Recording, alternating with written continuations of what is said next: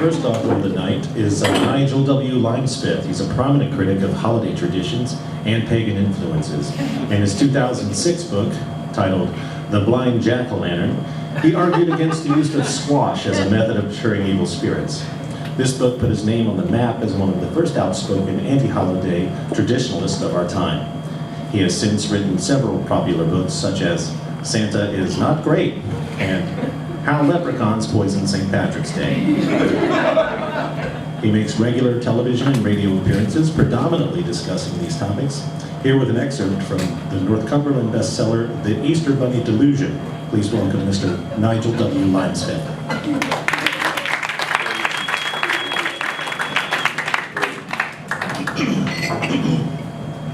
How you do? I'd like to make it perfectly clear. My book is not intended to offend, not offend, but to edify the reader. Yes. Now what I'm about to say may shock you. It may incite you to anger, and you may wish to strike me. Just know that I must tell you this. It's for your own good. The Easter Bunny is not real. It simply does not exist. Some of you are taking this better than I do.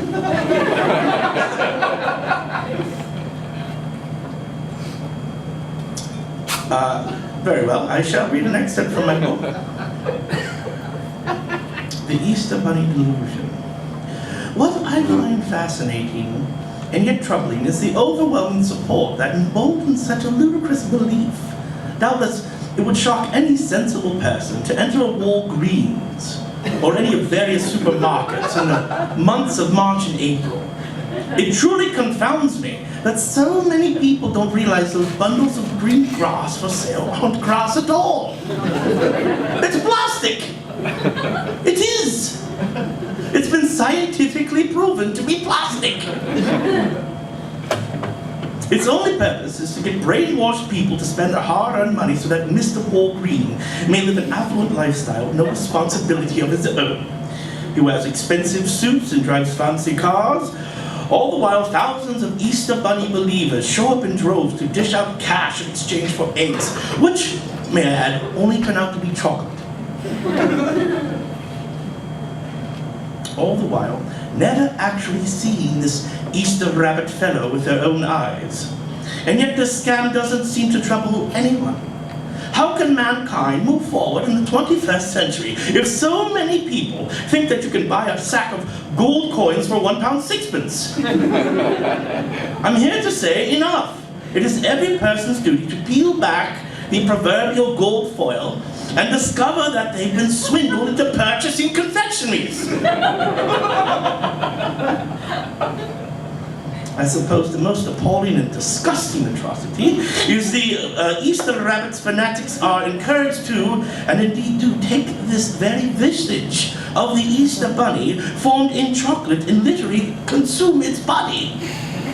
Most are blinded by the sugar rush, but a sensible person can see that melted chocolate dripping off the corners of a child's mouth, sticky fingers, while the Easter rabbit in a bow tie is being voraciously destroyed bite by bite. It's inhuman. It's more than inhuman. It's truly horrific that anyone would knowingly partake in such a barbaric, outdated, cannibalistic practice. Even so, some may know about the great confectionery conspiracy, but they still worship this fictitious animal. Fictitious.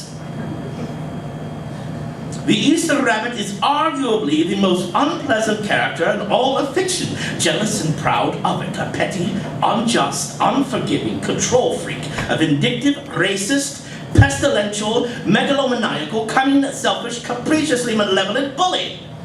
Who else would think it fun to swindle people of their money and torture children by hiding food from them? They're children! If a child were to ask me, may I have an egg? I would say yes! Yes, you may! And I would then give them an egg!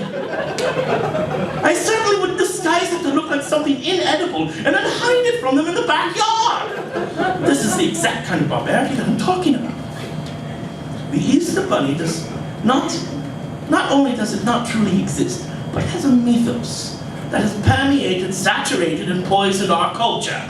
You've heard of baby chicks and ducklings. Now, a sensible person might ask, what do those have to do with the genus Oratuangus cunuculus?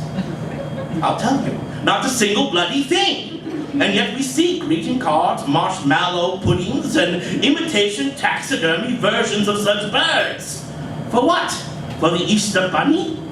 What troubles me the most is that so many people see no contradiction with the belief in a magical rabbit who tortures children, confectionaries disguised as something appealing, and taxidermy chicks and ducklings. When will these people wake up? There are greeting cards all over the world depicting bunnies with eggs obviously stolen from chickens. It's been scientifically proven rabbits do not lay eggs. In baskets which their bunny paws are scientifically unable to weave.